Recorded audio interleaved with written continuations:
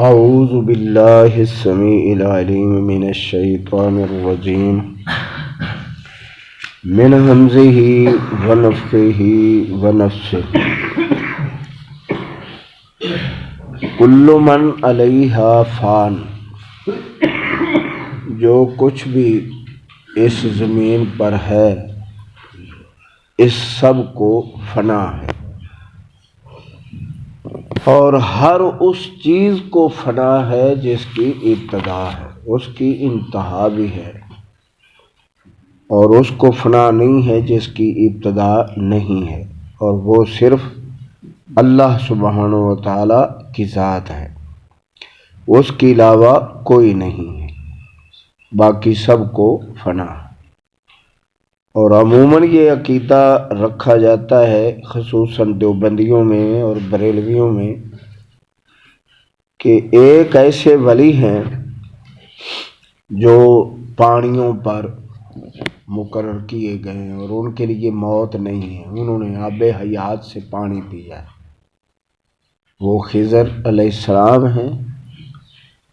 تو ان کا جو خضر ہوگا لازمی بات ہے کہ وہ زندہ ہو تو ہو، لیکن جو اللہ کے نبی تھے وہ تو اپنے وقت میں فوت ہو گئے، اور ان کا کسی کو پتہ بھی نہیں کہ کہاں فوت ہوئے اور کہاں دفنائے گئے، ان کے فوت ہونے کا کسی کو کوئی معلوم نہیں۔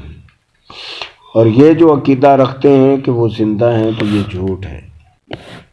صحیح بخاری صحیح مسلم میں حدیث آتی ہے، نبی علیہ الصلوۃ والسلام نے فرمایا کہ اے لوگو، اس رات کو اچھی طرح یاد کر لو، اس رات کو اچھی طرح یاد کر لو، اور یہ وقت نوٹ کر لو، جو آج اس دنیا میں موجود ہے وہ 100 سال تک سب مر جائیں گے، کوئی نہیں بچے گا۔ تو کیا ان میں نبی علیہ السلام نے تخصیص کی ہے کہ ایک اللہ کے ولی ہیں اور وہ جو ہیں وہ زندہ رہیں گے؟ نہیں۔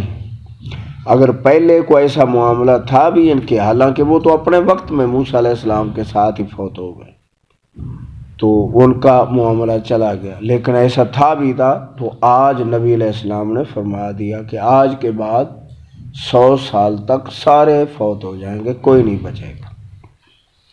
وَيَبْقَى وَجْهُ رَبِّكَ ذُو الْجَلَالِ وَالْإِكْرَامِ، اور باقی رہے گا اے پیارے نبی صلی اللہ علیہ وآلہ وسلم تیرے رب کا چہرہ، جو بڑی جلالت والا ہے اور بڑے اکرام والا ہے، عزت والا ہے، سوائے اللہ سبحانہ و تعالیٰ کے کوئی چیز باقی بچنے والی نہیں ہے۔ فَبِأَيِّ آلَاءِ رَبِّكُمَا تُكَذِّبَانِ، تو تم اپنے رب کی کس کس نعمت کا انکار کرو گے؟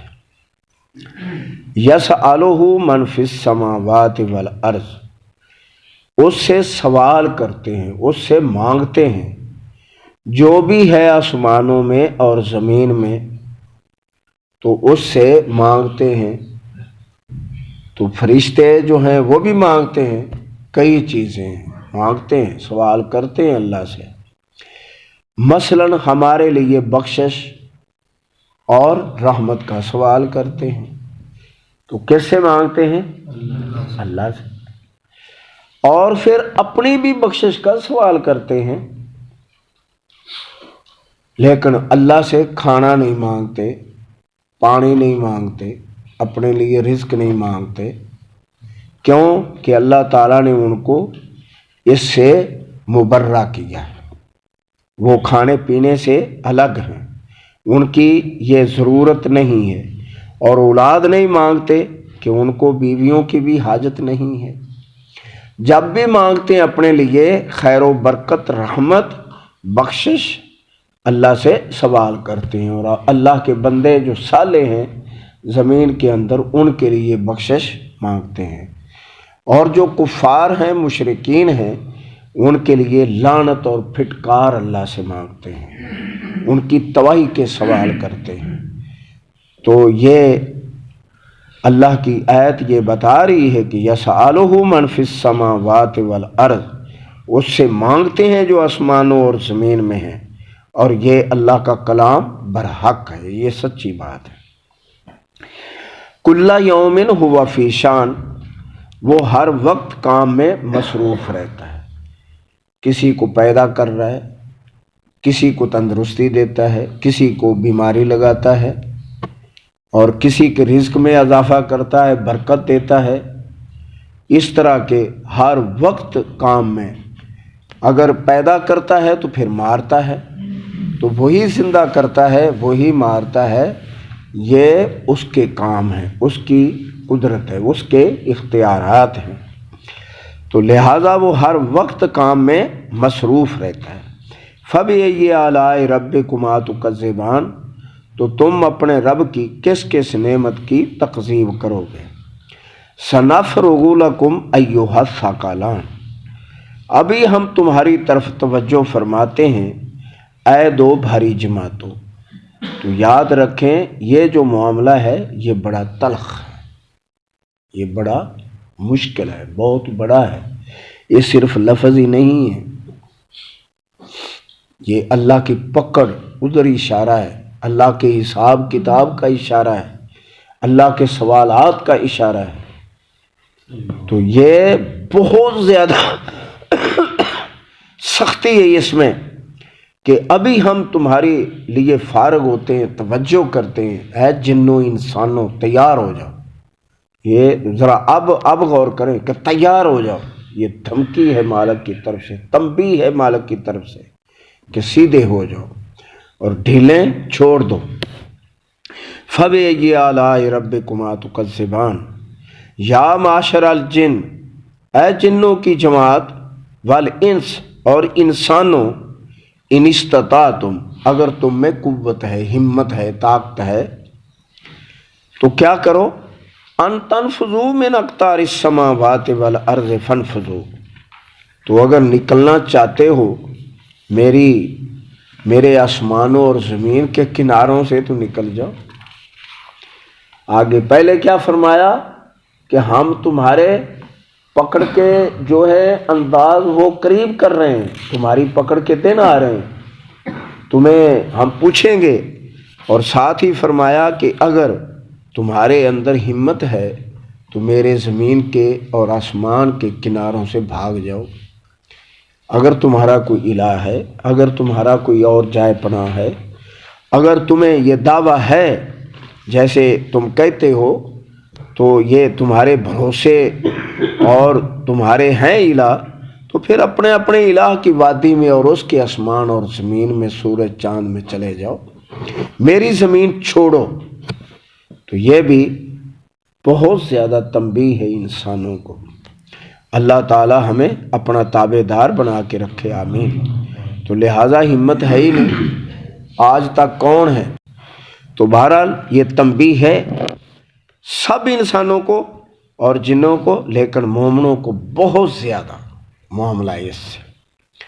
لا تنفذون الا بسلطان، اور تم نہیں نکل سکتے میرے زمین آسمان کے کناروں سے مگر زور کے ساتھ، کوئی دلیل ہو، کوئی تمہارا الہ ہو، کوئی قوت ہو تمہارے پاس، کوئی سہارا ہو، تو پھر ہی، جب سہارا ہی نہیں تو کیا ہے۔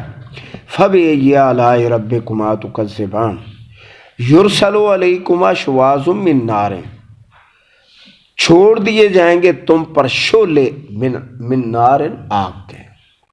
اور یہ شواظ کیا ہیں؟ بغیر دھوئیں کے جو کوئلے ہوتے ہیں، کوئلے برسائے جائیں گے۔ تو یہ کن کے لیے ہے؟ نافرمانوں کے لیے، کفار کے لیے، مشرکین کے لیے۔ اللہ تعالی ہمیں محفوظ رکھے۔ وَنُحَاسٌ، اور دھواں چھوڑ دیا جائے گا، فَلَا تَنْتَصِرَانِ، اور پھر تم بدلہ نہیں لے سکو گے، ایک دوسرے کی بھی مدد کو نہیں پہنچو گے، اور نہ ہم تک پہنچنے کے تمہارے اندر کوئی قوت اور زور ہوگا۔ فَبِأَيِّ آلَاءِ رَبِّكُمَا تُكَذِّبَانِ فَإِذَا انشَقَّتِ السَّمَاءُ، پس پھٹ جائے گا اس آسمان، فَكَانَتْ وَرْدَةً، وہ ہو جائے گا اس کے پھول کی طرح، جیسے گلاب کا پھول ہوتا ہے، گلابی رنگ ہوتا ہے، قدہان، اور وہ جس طرح یہ چمڑی کسی جانور کی جو اس کو اتاریں اور رنگ دیں تو اس طرح کی بے جان آسمان ہو جائے گا، یعنی اس کے پھٹ کر تو یہ تل چھٹ کی طرح ہو جائے گا۔ فَبِأَيِّ آلَاءِ رَبِّكُمَا تُكَذِّبَانِ فَيَوْمَئِذٍ لَا يُسْأَلُ عَنْ ذَنبِهِ إِنسٌ وَلَا جان، اور سن رکھو کہ اس دن نہیں سوال کیا جائے گا کسی سے اس کے گناہ کے بارے میں، گناہ کے بارے میں سوال نہیں ہوگا، انسن نہ انسانوں سے، ولا جان اور نہ جنوں سے، تو چھوٹ ہوگی، بچت ہوگی نہیں۔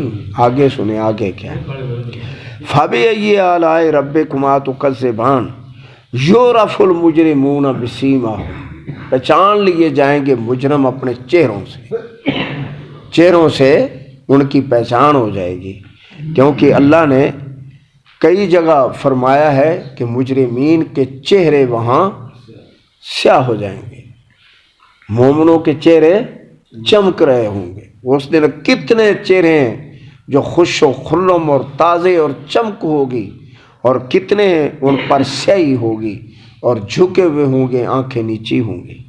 تو یہ ہے کہ اس دن یعرف المجرمون، پہچان لیے جائیں گے مجرم بسیماہم، اپنی پیشانیوں سے، چہروں سے، فیؤخذ بالنواصی، پکڑ لیا جائے گا ماتھے کے بالوں سے، والاقدام اور قدموں سے۔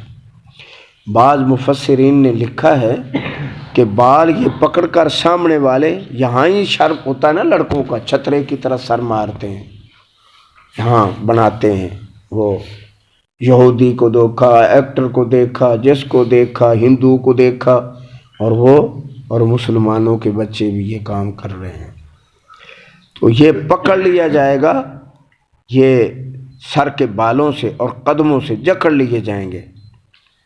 فَبِأَيِّ آلَاءِ رَبِّكُمَا تُكَذِّبَانِ هَٰذِهِ جَهَنَّمُ الَّتِي، یہ ہے وہ جہنم، يُكَذِّبُ بِهَا الْمُجْرِمُونَ، جس کا انکار کرتے، تکذیب کرتے تھے کفار، یہ وہ ہے جہنم، اور آج کیا ہے، مجرمین اس میں ڈالے جائیں گے۔ یطوفون بینہا، وہ طواف کریں گے، یعنی آئیں جائیں گے اس آگ کے اندر، و بینا حمیم آن، اور کھولتے ہوئے پانی کے درمیان، آگ اور پانی میں کل ہم نے پڑھا تھا پرسوں کہ وہ گھسیٹے جائیں گے، تو اپنے آپ تو وہ چلیں یا نہ چلے، آگ ان کو پھینکے گی کبھی ادھر کبھی ادھر، اور کبھی فرشتے پکڑ کر ان کو گھسیٹیں گے۔ تو یہ وہاں حالت ہے، یہ کیفیت ہے۔